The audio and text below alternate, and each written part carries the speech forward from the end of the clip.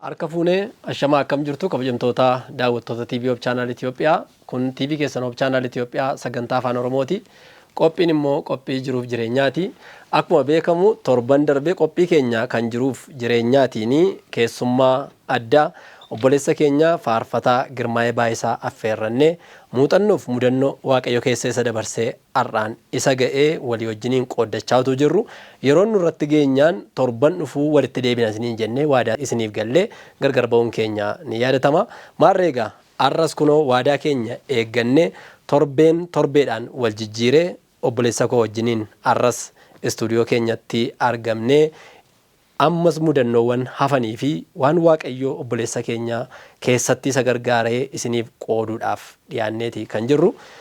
Faarfataa Girmaa'ee har'as irra deebiidhaan daawwattoota keenya fuula duratti dhiyaattee kan hafan muuxannoo jireenya keetii keessaa isaaniif qooduudhaa fi carraa waan argatteef Waaqayyoon galateeffachaa baga irra deebiidhaan fuula daawwattoota keenyaatti argamte jechuun jaalladha. Hedduun si galateeffadhaa. Anaaf siifillee Waaqayyo baga guyyaa dabalataa nuuf. Fayyaa ta'ii. Egaa torban darbee wantoota baay'eedha kan kaasaa turre keessumaa naannoo elementariitti ammam chaalenjii gurguddaadhaan akkati barattee darbite gara iskuulitti darbuudhaaf immoo homaa tokkoyyuu maatiin kee si gargaaruu waan hin dandeenyee fi hojii guyyaa hojjechaa of barsiisuudhaaf maatii biraallee baddee gara magaalaa Naqamtee deemtee achi immoo haalota akkamiitiin gara biyyaatti illee deebitee sadarkaa yuunivarsiitii irra geesse. Sadarkaa yuunivarsiitii keessatti immoo rakkoon qormaata guyyaa sanbataa akkuma kana immoo rakkoon abbaan kee du'aan boqochuutiin illee barnootarraa yeroo baay'ee ari'amuudhaaf turte. Waaqayyo garuu si gargaaree immoo eebbifamtee bahuu kee irra geenyeeti kan nuyi dhaabbanne. Mee haalota ulfaatoo akkasii kana keessatti egaa akkamittiin faarfachuun danda'ama? Dhugaa dubbachuuf anaaf immoo faarfannaan yeroo kana naa ta'a. Sababiin isaa ani faarfannaa akka meeshaa lolaatti itti fayyadama. Loltuun tokko meeshaa lolaan waan ittiin ofitti isaa ittiin diina isaa injifata. Kanaaf faarfannaan anaaf akkas jechuudha. Yeroo baay'ee yeroo qormaati koo natti ulfaatu faarfannaadhaan inni wal'aansoo qaba. Kanaaf yeroo baay'ee akkuma beeknu baay'een keenya ijoollee baadiyyaa waan taaneef kun baay'ee nu rakkisuuf fakkeenyaaf qotee bulaan utuu xaafii haamuu kan inni sirba sirbuu fi waan itti toleef miti. Chaalenjii keessa jiru sana ittiin of jalaa achi butachuu dagachiisuuf moraalii argachuufidha. Humna hamilee horachuufidha. Waan hojjetaa jiru sanatti hamilee qabaachuufidha. Kanaaf anillee dhugaa dubbachuu fi faarfannaan akkuma kanatti na fayyada. Yeroo wantoonni humna koo ol ta'anii nan faarfadha. Faarfannaadhaan inni haalota sana overkaamii godha. Irra nan injifadha. Kanaaf faarfannaan yeroo gaarii keessa iyyuu caalaa anaa fi yeroo haalonni ulfaatanii natti dhufu anillee utuman karaa deemu even sagantaa keenya isa darbe keessatti kaasnee turre yeroo baay'ee miilaan yeroo dheeraan deema. Baay'ee jireenya koofis waan fayyummaa koofis wantoota akkasii natti tolu garuu haalonni numti magaalaa kanaayyuu immoo si dirqamsiisu adeemsisa. So karaa dheeraan deema yeroo baay'ee dhaabbadhee salfii dhaabbadhee hiriira kanaan yeroo dheeraa asiis dhaabbachuudha yoo ta'e maaliif hin deemu ilaalcha jedhuun qaba. Humna ittiin dhaabbadhu sanaani isaan nan deemaan jedhaan. So yeroo qabataanaan nan deema yeroo baay'ee miilaan karaa namoonni deemuu hin yaalle deema yeroo baay'ee. Kanaaf yeroon karaa deemu kana faarfannaatu natti dhufa. Yeroo akkasii kana waa yaadannoo qabachaan deema yookiin immoo rikeerderiin boorsaatti baadhee deema. Rikeerderii sanaan waraaba aayidiyaa sanas yookiin meeloodii isaa waama ta'e. Kanaaf achii booda immoo deebi'een hojjedha. So kanaaf chaalenjoonni anaa fi madda faarfannaa kootiiti yeroo baay'ee yaada. Kanaan wal qabsiisee yeroo tokko gaaffii tokko si gaafadheen ture. Waan faarfannaa waraabaa deemuu kanaan wal qabatu guyyaa tokko akka nama maraatittiin faarfannaa waraabaa deemaa. Haati daa'ima qabattee jirtu tokko immoo bokkaa keessa teesse daa'ima ishee taphachiiste kan jedhu. Mee yaada sana nu yaadachiisa? Inni maal ta'e seete akka yuunivarsiitiidhaa ba'eenii Wallaggaa Adventist Akaadaamiitti barsiisaa ta'ee qacarame. Wallaggaa lixaa magaalaa Dongoroo jechuudha. Magaalaa Dongoroo jechuudha. Achitti qacarame waggaa tokko erga barsiisee booda yuuniyeeniin ba'a yeroo sana Itoophiyaa yuuniyeen miishinii jedhama. Yuuniyeeniin tokkuma ture yeroo sana waan ta'eef gara muuxannoo isa dura reediyoo irratti yeroo Paaster Gammachiis pirooduusarii Afaan Oromoo ture sana waggoota 3 yuunivarsiitii ture. Yeroo nani leekcharii yeroo gaarii nan qabaadhe reediyoo irratti yeroo firii qabu hunda dhaqeen achitti tajaajila. Yaada sana waan beekanii fi Paaster Gammachiis rikoomendii na godhee as yuuniyeeniin immoo raatifaayii godhee na waamani as dhufee akkan tajaajiluuf reediyoo irratti pirooduusarii akkan ta'uuf jechuudha. So yeroo nanan dhufu akka yaadutti namni yeroo Finfinneetti qacaramu xiqqoo miindaa gaarii nyaata si'ee yaadan ture. Miindaa yeroo sana birrii 1,400 ture. Amma waraqata isaa kaa'een jira. Tiraanspoortii allowaansi minaamin jedhanii immoo akka birrii 600 kaffalamaa. Haawus allowaansi, tiraanspoortii allowaansi. Waan sana olitti ida'amee gara birrii 2,000 argadhan ture. Birrii 2,000 sana keessaa birrii 900 markaatoo dhaqeen firaashii bitadhe. Kan miindaa ji'a jalqabaa. Birrii 900 immoo liddataatiin mana kiraayii fudhadhe. So birrii nafee birrii 200 jechuudha.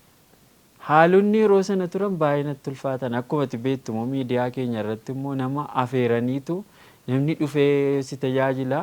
Ani immoo namoota addana keessaa hin beeku. Baay'ee namatti si madaqu. Qobaan jiraadha. Waan faarfannaa kun anaan qobaana jiraachiseera. Asuma kee yeroo deemu qobaadhaan yeroo baay'ee.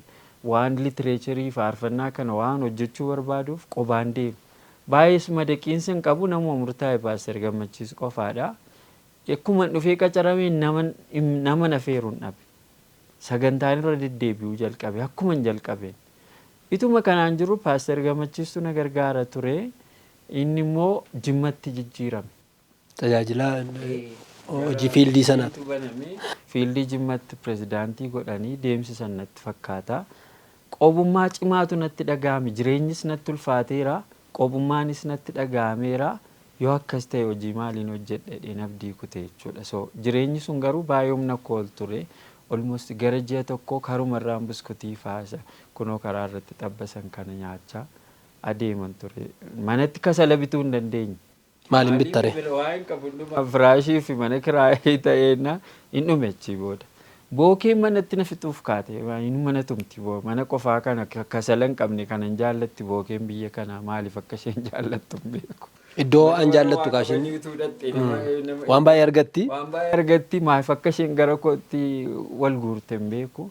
Ulfaataa ture dhugaa dubbachuuf akkanarra qoosee dubbadhu hin turre. So gaaf tokko abdiin kute hojii kanarraa. Tokkoffaa jireenyi magaalichaa natti ulfaate lammata immoo haalli hojii kanaa namni ana gargaara jedhu Jimmatti jijjiirame eeyuun hin beekan riyaas keessaa dheen. Wantoonni baay'een naa mijachuu dinnaan nan dhiisa hojjechaa jedheen hojii kan biraa barbaaduuf utuma bokkaan roobu mataan hojjechuu didee natti fakkaata ka'een deemuu jalqabe. Bokkaan roobaara. Bokkaan roobaara. Biiroo cufeen bahee deemuutti ka'e. Ituman deemu naannoo lagaar iddoo makiinaatti konkolaataa kireessan sana eebicha guguddaa muka guguddaa jira. Mukeen sana jala immoo namoota istireet warra karaarra jiraatan kanatu jiraata. Muka sana jala teessee haati tokko daa'ima lakkuu 2 guddisti. Bokkaa keessa teessee harka isa tokkoon kana ol darbachaa harka isa tokkoon kana darbachaa hin sirbisiiftee wajjin sirbiti. Ijoollee kana lamaan taphachiifti. Bokkaan immoo roobaara. Immoo roobaara eebicha guddaa tokko jala teesse. Ani amma fayyaadha moo fayyaamni ka jedhu gaaffiin of gaafadhe. At least isheen ijoollee 2 guddistee muka jala teessee abdii kutannaan keessa jiru kana keessan seenne ijoollee ishee taphachiisti.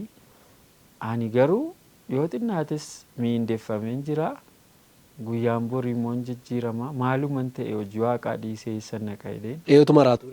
Ana moo isheedha amma kani amma rakkina qabu jedheen mataa kan kootu rakkoo qaba bakka jedheen biirootti deebi'e jechuudha. So yeroon sun yeroo turning point cimaa ture na yaadadha yeroo akkasii kana faarfannaan naa dhufa. Rakkoowwan kun utuma isaan jiran iyyuu immoo waan biraan dhibu Waaqayyo beekamtii sii kenneera tajaajilaaf biyya Itoophiyaa keessumaa kutaalee Oromiyaa adda addaa deemta. Namoonni akka ammaa kana sooshaal miidiyaan illee availabilii ta'ee iddoo hundumaatti namoonni suuraa kee qabaatanii viidiyoo kee arganii sin beekanii tarii yeroo baay'ee kun nama mudata waan ta'eef hangaaffii kana sii kaasaa girmaa'ee nama guddaa tokko eeganii gaafa achi gahan sarpiraayizii ta'anii beeku wanta akka isii qunnamee beekaa. Baay'een qaba mudannoo akkasii kana achi keessa wantoota lama kanan jireenya koo keessatti hin irraanfanneen qaba. Tokko yeroo jalqaba albeemii baasuun birqii ture waan ta'eef albeema jalqabaa yeroon hojjedhu faarfannaan sun baay'ee fudhatama argate. Laaloo Qileetti utuu yuunivarsiitii jiru tajaajila na afeerraan yeroo isaan na afeerananii barataa kaampaasii waan ta'eef deemuu hin danda'u.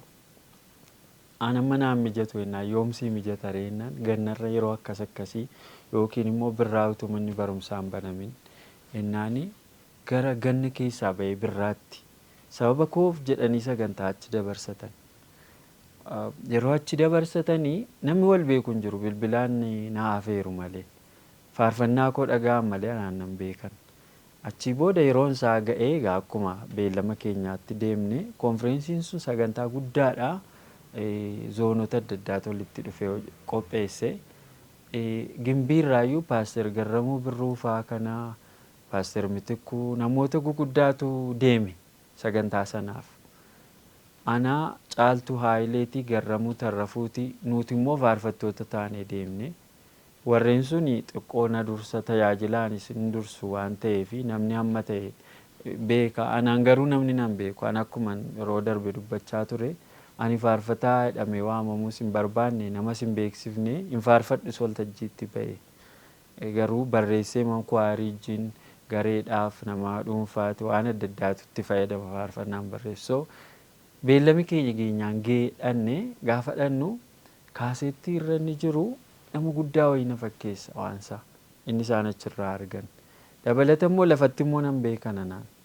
Achii booda gaafa achi geenyu Paaster Garramuu Birruutii, Paaster Mitikuudha, I think Paaster Balaayis jira natti fakkaata. Yaadadhu namoota guguddaan wajjin deeme maqa Laaloo Qileetii kaanii wajjinuma deemne konkolaataa tokkoon. Isaanuu nan beekan. Aayiraa fi Laaloo Qileetti kan gargar qoodamu maqa sanarraa kaanii konkolaataama tokkoon deemne. Isaanis nan beekan. Wajjinuma deemne. Achi geenye warri na waame yeroo isaan harkaa mi'a fuudhanii ol gashanii harkaa fuudhuu didan. Ani somaas waan harkaa fuudhamu nama harkaa fuudhamus baay'een qabu garuu sababa koof gannatti aanurraa achi dabarsanii godha waan ta'eef hangaafa naqu warra isaan barbaadan keenya jiru.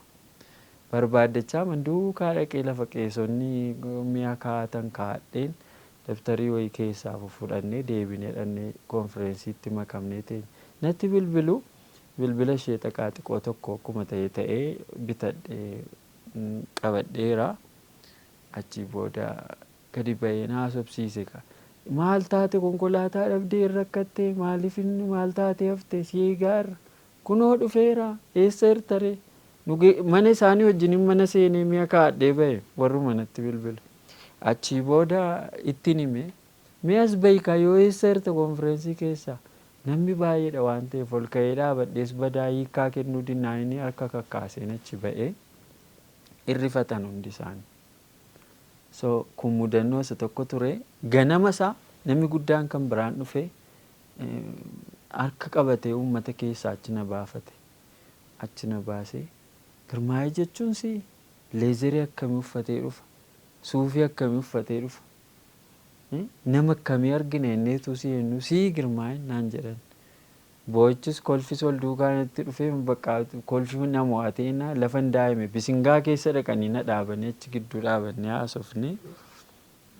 Dhumarratti Girmaa'een baay'een jiraachuu malaa garuu anuma ta'uu nafunni sin afeertaniin jedhee waan hundumaafuu akkasuma gargar baane. Yeroo kan biraa kanan isa dura na mudate tokko Harmee Barakat kan jedhanis akkuma kana faarfannaa koo dhaga'anii Arsiirraa ba'anii dhufani. Ani Arsii gara sana gara kam akka inni ta'e iyyuu hin beeku. Kitaaba Great Controversy fi kitaaba kan biraa tokko laascannaaqii ጊዜ መዘጋጀት ምናምን kan jedhu amaariffaan kitaaba lama naa qabanii dhufan. Garuu halkan ka'aniitu tun dormiiru natti bilbiluu jalqaban. Ani bilbila yeroo sana akkoote beektu bilbila hin qabu. Bilbila nama qaroo dhabeessa tokko ammallee boqoteera. Baay'ee naman wajjin yeroo dabarsee Abbayyaa Badhaasaa kan jedhamu. Kan isaa irratti na dubbisaa turanii siimii kan isaa keessa godhe waan hin jiruuf. Ani si barbaachanii Arsiidhaa bahee dhufaayeraa. So akka na duraan miliqne si arguun barbaadaa jennaan ishiin jedhe. Maaliif na barbaaddu jennaan si arguun barbaadaa naan jedhan. Gaafa na bilbilanii bilbilli isaanii kun namoota yaangii ta'an jiramanii sagalee ijoollee shamarran findaataa wayii fakkaata.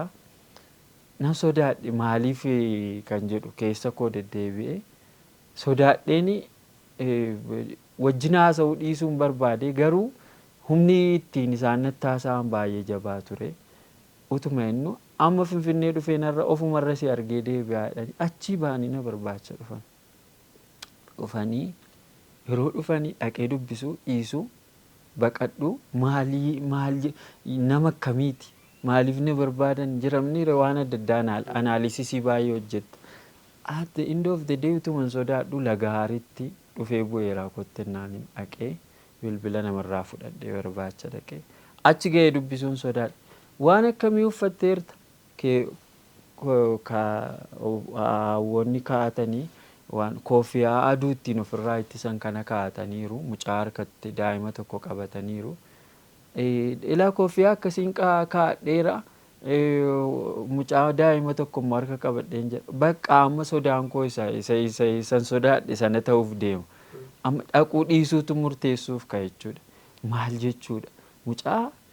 Mucaan qabadheera kun immoo waan biraa akka yaadu. Ani immoo yeroo tokko darbaan deema yaada kana achiin darbaa al tokko maal jechuudha inni dhaqee dubbisuu dhiisuuf hin ture. Ituman ilaalu koofiyaan kaa'adheeraa kan akkasii ka jedhu immoo namni kun findaataadha maaliif na barbaada namni akkasii baqqaadheen. Ituman sammuu koo keessatti herrega meeqa hojjedhu dhumarratti konkolaataa irraa bu'een fagaadheen nama akkamii akka taate cheekii gochuuf dhokadheen ilaaluu jalqabe jechuudha. Dhumarra gaafa na argan nama guddoo nama baay'ee jabduudha haadha jabduudha daa'imaa wajjin dhufanii nama jireenya isaa seekiyuurdii godhee deemuudha nan tasgabbaa'e achii booda. So na fuudhanii gara 6 kiiloo wajjinuu deemnee amma achiitti na wajjin deemanii naa kadhatanii homaa tokko tuun nyaatin utuun dhugin kadhannaadhaan himma naa ba'ee si arguuf dhufe kadhannaadhaan hin deebi'ee galaa jedhanii Waaqayyoon naa kadhatanii seexanni namoota akkasii biraa nafu of eeggadhu ani waa'ee sii godhuun qabu kitaaba kana dubbisedha ana maal fa'uu danda'een dubbisu roosan. Garuu galaa isaan keessa ka'anii haga har'aatti yeroo nan abdii kutee tajaajilarraa waan adda addaarraa al tokko jireenyi akkuma nama kamii yeroo si qoru hin dadhabda yeroo hin dadhabu sana yaadadha. Aarsaa isaan kaffalan sana. Aarsaa isaan kaffalanii miira isaanii ittiin natti dubbatanii kitaaba isaanii ragaa godhanii natti kennanii deeman sananii yaadadha. Harmee Barakatii wajjin ergasii booda yeroo dheeraa booda deebinee waldaa Zuwaayitti wal argine. It was hard bakka amanuun baay'ee sitti ulfaata. Garuu Waaqayyo kana godhe mudannoo akkasii baay'een qaba. Amazing Waaqayyoof haa galatu garuu na ijaareera. Waan ta'e hundumaatiif Waaqayyoon hin galateeffannaa. Waaqayyoo guyyaa ulfina qabeessa kana qabaannee akka nuyi gaarummaa isaa dubbannuuf kan nu gargaare isaadha maqaan Gooftaa eebbifamu. Egaa galata isaa Waaqayyoo fudhatu har'aati nama beekaadhas nama beekamaadhas. Kana afaan guunnee yoo dubbanneenne wanta nu qaanessu hin qabu. Hundumti isaayyuu kan isaati. Kan ammoo kan godhe isa waan ta'eef irra deddeebinee sagalateeffachuu jaallanna. Beekamtii kee kanaan wal qabatee garuu yeroo kan biraa wanti waan tokko fuula miidiyaa hawaasummaa irraa argee namni wayii bilbilee si waamee akka wanta tajaajila kee kana keessatti si deeggaruu barbaadutti yookiin immoo akka wanta tajaajila kee kana sirraa qooddachuu barbaadutti si waamee deebitee gaafati haala isaa hordoftu mo'attuu beekamaa ta'edha. Maaltu ture kun? Kun indaam yeroo lama irratti fakkaata odeeffannoo hin qabuuni. Mee yaada sana daawwattoota keenyaaf yoo qooddeette sababiin isaa namni irraallee of eeggata dhimmoota akkasiirraa waan ta'eef. Ani yeroo baay'ee na mudate wanti kun garuu waan guguddaa sadii qooduu barbaada mudannoon kana wajjin qabu. Inni tokko faarfannaadhuma waa'ee faarfannaa al tokko ani beekamaas miti beekamtiis hin qabu dhugaa dubbachuuf waaqumatu na jaallate nama eenyuyyuu iddoo laanneef kanatti fayyadame malee ani nama kunis maluufis miti beekamtiis qabadhee yaadu garuu namoonni faarfannaa kee fageenya ta'anii beeku waan ta'eef infoormeeshinii kee gaazerii godhanii xiinxalanii qaaccessanii fixanii dhufu. Kanaan ol qabatee namni tokko yeroo ta'e naa bilbilee ani Kanaadaadhaan dhufe ogeessa fayyaatii faarfannaa kee yeroo dheeraan dhaggeeffachaa ture addumatti inni dhiyoo kana baaste immoo jireenya koo jijjiireera naan jedhe. Bilbilee guyyoota 3 ta'anii fi yeroo baay'ee irra deddeebi'ee waa'ee kanaan taasa'ee gaaf tokko wal argine malee naan jedhe. Ennaani guyyaa sana naan mijatu yeroo biraa naa gochuun dandeessaa hin jedheen. Achi booda bakka wal argine naa beellame. Maal akkan isa amanuufu waan baay'ee godhee guyyaa tokko Maganaanyaa ga'een jira konkolaataa oofaan jira naannoo piyaasaatti wal arginaa piyaasaatti na eeg jedhee galgala hojiidhaa ba'ee sa'aatii gara sa'aatii 11 booda 11 walakkaa booda piyaasaatti hin deeme piyaasaatti dhufee konkolaataa na bira dhaabe.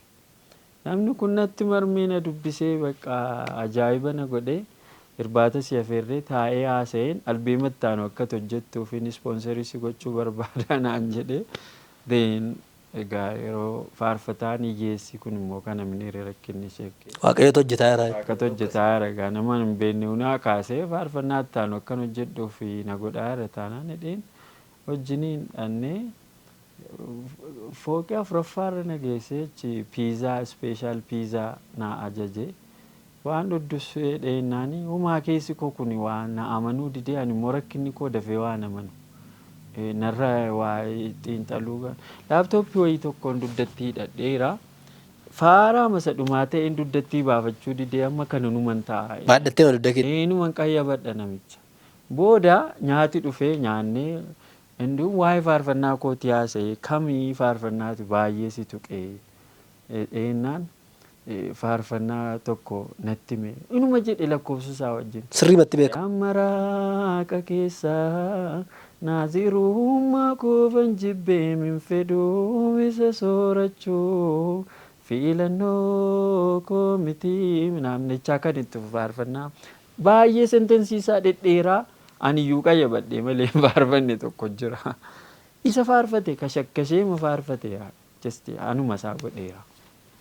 Faarfadhe kee namni kun dhugumayyuu jedhee achi obboleetti isaatti bilbilee mucaa sana nan argadhe.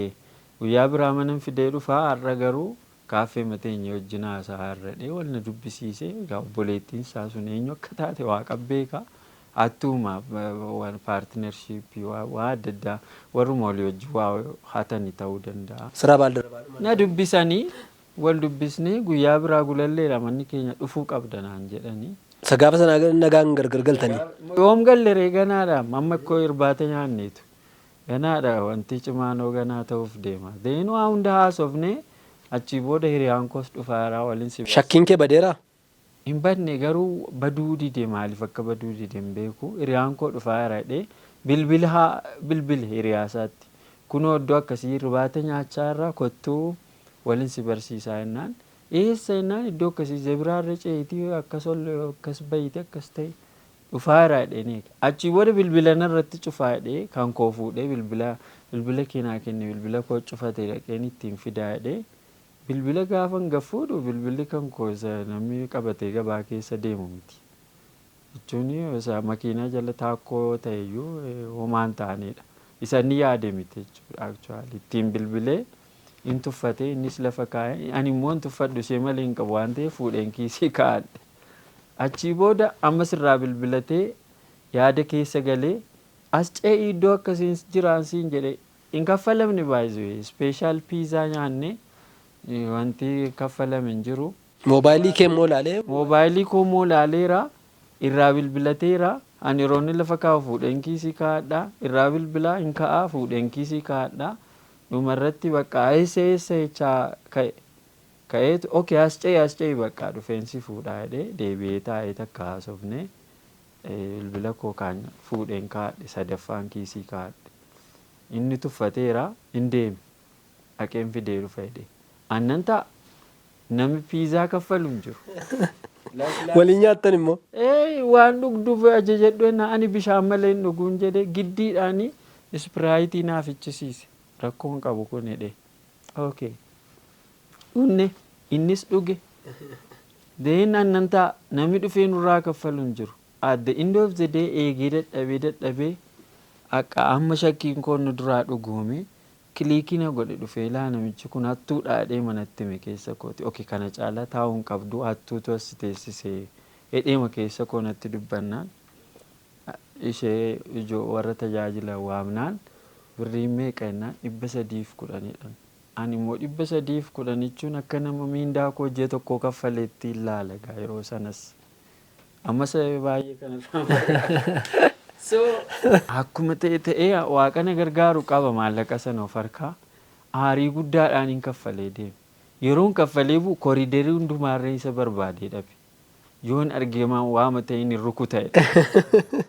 inni biyya sana hin jiru irbaata isaa nyaate inni galee kun kana ture inni kabiraan immoo reediyoo kutaa reediyoon hojjedhutti dhaggeeffatoota baay'eetu dhufa dhugaa soofii nama baay'ee qabnaa dhaggeeffatooti reediyoo afaan oromoo dhaggeeffatanii AWR'n baay'ee dhaggeeffatoota baay'ee qaba ture akka amma dijitaalaayizii ta'e namoonni gara waan ismaartifooniitti deebi'amanii baadiyyaan baay'ee dhaggeeffata inni dhufu namoonni na bira inni kunis hin bilbile torbanoota tokko kan biraa bilbilee sagantaa reediyoo keenya hunda natti mee dhufeessi arguun qaba jedhee wal argine atoobistaraatti dhaqee fuudheen filo'aatti geessee namoota yeroo sana hoggansarra jiranii wajjin wal barsiisee lafa kennuun barbaadaa dhuftanii waldaa ijaartu biyya keenyatti jedhee jibaatii lafa guddaan isinii kennanuun jedhee waa baay'ee piroomisii nuu galee waldaan keessan hin jiru reediyoo dhuguma dhaggeeffata garuu wantoonni baay'een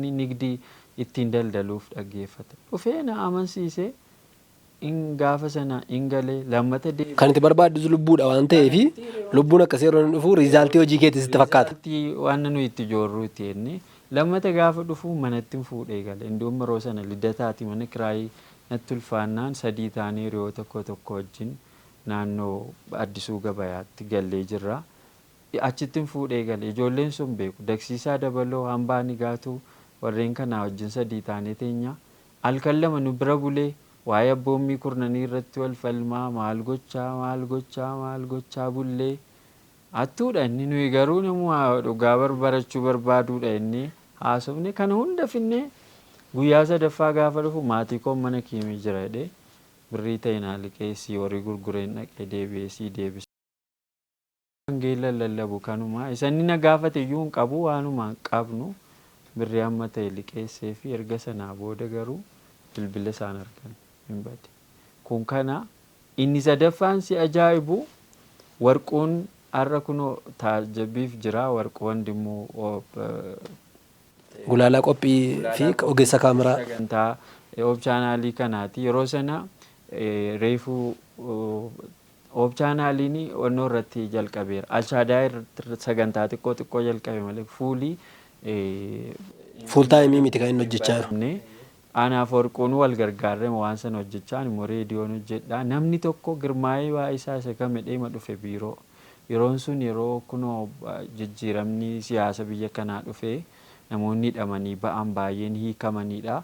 Achii booda yeroo dhufu namichi baay'ee na galateeffatee masii arguun barbaadee wal argine biiroo kootti haasofsiisee akkaataa itti dhufee Keeniyaatti hidhamee rakkina adda addaatiin achii booda immoo hiikamee karaa mooyaalee akka dhufe uffata gurguree bilbila gurguree deemaa akka jiru gidaamiitti akka galuu barbaadu nutti hime tajaajiladha waan ta'eef inni warqoo wajjin mari'annee namootarra deemnee namuu afaan oromoo dubbatu birrii kadhannee gara birrii 3,000 birrii meeqa walitti qabnee fi achii baanee geggeessine gara gidaamiitti hin galaa innaan okay inni geggeessine achii booda ituun software engineering utuun baradhuun harammayaadhaa qabamee hidhamee bara Tasfaa'uun Camadaa fa'aa hidhaman isaan wajjin hidhamnee loojikii nu amansiisu waan tokko nu haasu.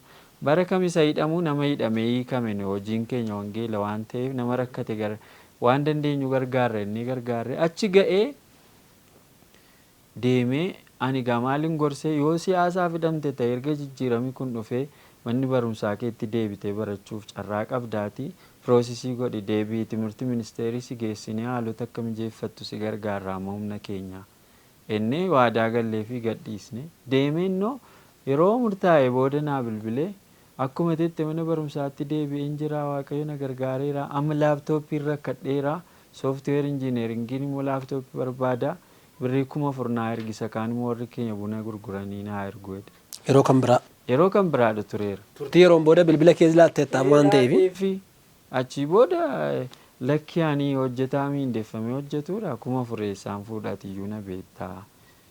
Kanaaf yoommoo wanta xiqqoo wanta akka namaatti si deeggaruu danda'u yoo argadhe immoo yeroo dheeressi naa kenneennaan irra deebi'ee meesejii arrabsoo naa barreesse.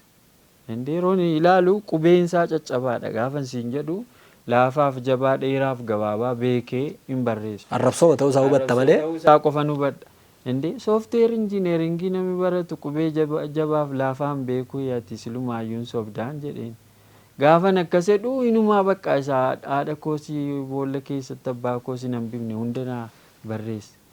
Achumaa boodanii ati hattuudha waan ta'eef lammata bilbila koo irratti hin barreessinis hin bilbilinis hin ittiin jedhe. Na gargaarii hin qabu yoo namni siin jedhe nama arrabsitaa ati ciraa abbaa keetii nambisin fira kee nambisin arrabsitaa. Achii booda maal naan jedha iddootti hojjettus beekaa ana dhufee morma keessirraa fuudhee si kutaa naan jedha. Namumti kaleessa akka itti gargaarte. Nama kaleessa rakkannee birrii 1,000 gargaarree geessin. Bakka amma ani immoo yeroo akkasii nama abashaqu nan jaalladha. Maaloo yoo soo kadhannaa konnaa deebi'an immoo nama akkasiin barbaadaa jira miti maaloo gooftaa koo dafii kottuu. Mormicha barbaadaa hin jiru. Jechuun immoo nama kana kutuu dhabee rakkachaa jira ati silayyuu gootadhaan jedheeni. Goota dhabnee rakkachaa jirra mini innaan aaree inumaa isa caalu na arrabse. Achii booda qaanaan dhiise guyyaa biraa gaafan argu asitti waldaa Finfinnee laancaatii baheen deema walitti dhufne gaafa walitti dhufnu innis dhaabachuu didee anis humna hin qabu baay'ee na caala utuma na qabate yoo ana tattuu fakkaata malee isa miti. Kanaaf duukaa deeme dadhabee man dhiise maaliin godharee eessatti hin geessa jechuudha. Anyways mudannoo baay'ee jira. Wantoonni kun garuu nama kan biraa akkati yeroo dhugaamatti namni rakkate tokko dhufu akkati hin gargaarree fi akkati shakkituuf sin taasisanii. Dhugaadha. Baay'ee inni kun wannoo baay'ee hamaa qaba. Gocha baay'ee hin taanedha. Nama dhugaatti rakkate akkani namanni na godha. Dhugaadha. Yeroo kan biraa ergumaa gara hojiidhaanii gara piroodiwusera reediyoo taatee hojiidhaan gara AWR'tti erga dhuftee dhukkuba hamaatiin qabamtee akkaati riskii cimaa jala turtee odeeffannoon qabaa.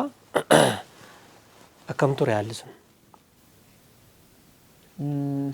Dhugaa dubbachuuf yoo ta'e baay'ee maaltu ture mucaa ani mana isaa yeroo ani barumsa namni barsiisu dhibee mana taa'ee hojii humnaa waan adda addaa hojjedhu mana baaburaa qaba baabura midhaanii achi mana baaburaa midhaan isaatiitiin midhaan mazzanaa ture Tamasgeen Warqinee jedhama maatii keenyadha isatu dhibee ulfaataa wayitiin du'e namni suni erga nasitti qacarame emerjensiidhaan reeffisaa dhufee hospitaala Abeetiin gale.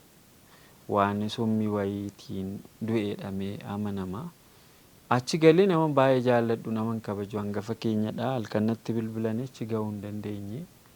Gaafa achi gahutu namoonni maatii isaa qofa jira hundumtuu bakka baay'ee bo'an hin du'a jedhanii yaanne utuu fidanii dhufaa jiranii du'e achi Abeetiin gaafa gahu immoo reeffa isaa baasaa nuun jedhanii. Namni baasu dhibee yeroo baasan akka tasaa reeffaa achi cheekii godhanii fudhatu namni hundumtuu maatiin bo'aa jiraa'u reeffa sana cheekii gochuuf deemne yeroo naqu dhiiga kootii maatii kootii baay'ee dhaqee reeffa sana adda baasuudhaaf ol seeneen ture achi saaxinii banne akkaataa ka'umsa isaa sitti muufachuudha. Saaxinii gaafa bannu mataan koo na dhukkube jechuudha. Foolii cimaa wayiitu natti dhaga'ame. Yeruma sana mataan koo na dhukkube. Erga yeroo sanaa kaasee mataan na dhukkubaa. Achiin booda immoo laagaan koo kun keessi immoo na tortore. Funyaan keessatti immoo na dhiitayeetu na cufame jechuudha. Waan sana adda baasuuf yeroo dheeraan dhama'ee adda baasachuu hin dandeenye. Waan isaa namni mana kiimii namni na qulqulleessuu dadhabe. Achii booda maaltu ta'a funyaan inni gar tokko na cufame laagaa keessatti immoo wantoonni hin barbaachifne mul'achuu jalqabanii kaan gad balaa warra hojjetan Dookter Naggaa namoota dookteroota ciccimoo as keessa jiran hundumaa bira deemnaan CT skaanis waa hundas hojjetanii olma sodaa qaban natti himanii ani immoo yeroo sana reefuun daa'ima tokko godhadhaa yaaddoo keessan gale dhugaa yaalii yeroo baay'ee goggodhe sana boodarraa ogeessonni fayyaa na sodaachisan dhumarra hojjetamuu qabaa naan jedhanii opereeshinii ta'uu qabaa naan jedhanii Dookter Abinnat kan jedhamu Paaster Tamasgeentuu wajjin walitti na fidee Kooriyaa hospitaalitti isa bira deemee jennaan gaarii akka hin taane. Almost survive gochuun carraan isaa dhiphaa akka ta'etti natti himee nan rifadhe baay'een abdii kute jechuudha. Achii booda hojjetachuun barbaade akkasumayyuu ta'e. Innaa achii booda hin jarjarinii ayyaana waggaa Faasikaa jedhamu sana akka nu ayyaaneffannutti waan beekuuf. Ayyaana waggaa maatii kee wajjin baastee malee siin hojjedhu achii booda hojjetattaa naan jedhe. Egaan immoo waan adda addaa kana nan hiikkadhaa gaafa akkas jedhamu sodaa guddaa keessan galee. Namaa galas dubbichi carraan kee dhiphaadha jechuus. Dhiphaadha naan jedhe. Baay'ee immoo dhugaa dubbachuuf anis abdii kuteera. Sababiin isaa mangaagaatuu na hidhame gara ji'oota tokko ta'uu fi afaanni na banamuu dide. Banamuu didee haximiitiin fayyadamaa. Just abdiin kutee achii booda maal gara kamiin deemaa jira ka jedhu yeroo baay'ee na yaaddessu ture. Yeroo maatii godhattu immoo wantoota xixiqqoo nusi yaaddessaa kun immoo baay'ee na yaaddesse. Dhumarratti waaqis karaa dinqii ta'een na gargaare nama dookterii kan biraa Dookterii Siyaaq Badirii kan jedhamu wajjin namni walitti na fidee ispeeshaalistii cimaadha. Biyya alaas biyya keessas ni hojjeta. Achii booda innumti na ilaalaa na jajjabeessaa isa dhumaa gaaffii gaafannaan akka Dookter Abinnatitti natti hin deebifne nuuni yaallaa Waaqayyo moo fayyisaa ogeessarraa waan ati barbaaddu yaaladha fayyina moo Waaqa biraa argattaa kana caalaa nan gaafatanii naan jedhe. Waaqayyo natti dubbate karaa namicha kanaa jedhee waa hin amaneefi fayyinni Waaqa biradhaa yaalli immoo ogeessa biradha bakka jedheen itti galee naa hojjetanii. Akkuma salphaatti immoo deebi'ee jireenya kootti deebi'ee yeroon sun yeroo jireenya koo keessatti baay'ee abdii kutadhe ture. Sana wajjin wal qabatee wanti aan jireenya koo keessatti baay'ee gaddes baay'eetu jira. Garuu Waaqayyo hunduma isaa irratti guddaa waan tureefi jirra ammas. Dhibeen suni dhibbaa dhibban jiru. Maatti homaa rakkoon hin jiru. Rakkoo mataa dhukkubbii darbee jirudha. Inni immoo anytime namni kamuu numa dhukkubsata jedhee mana amansiise. Galanni Waaqayyoof haa ta'u. Waaqayyoof galanni. Egaan kabajamtoota daawwattoota TV of Channel Itoophiyaa akkuma isin torbanoota lamaaf sagantaa keenya nu hordofaa turtan obboleessa keenya faarfataa Girmaa'ee Baayisaa waliin bu'aa bahii jiruuf jireenyaa Waaqayyo keessa isa dabarsee guyyaa har'aa kana isa ga'ee har'a immoo nama jiraataa ta'ee Waaqayyo har'a bajiidhaa jireenya gaarii isaaf kennee sadarkaa kanarra ga'e akka inni gaarummaa Waaqayyoo dubbatuuf kan isa taasise Waaqayyoodha. Kanaaf Waaqayyoon galateeffachaa obboleessa keenyaan illee baga jiraattee har'a geesse gaarummaa Waaqayyoo himuudhaaf carraa argattee ittiin jecha sagantaa keenya torbanoota lamaaf waliin qabaachaa turre har'a sa'aatiin nurratti waan ga'ee fi wantoonni obboleessi keenya nuuf qoodaa jiru immoo wanta jireenya keenya jijjiiruu fi ammam Waaqayyoo onnee keenya dubbii obboleessa keenya keessaa ba'uun jijjiiraa akka inni jiru isinis argaa jirtu jedhee yaada. Anis dhugaa dubbachuudhaaf sababa kanaatiifidha obboleessi keenya akka inni muuxannoo isaa isiniif qooduuf iddoo kanatti kan isa isiniif afeere.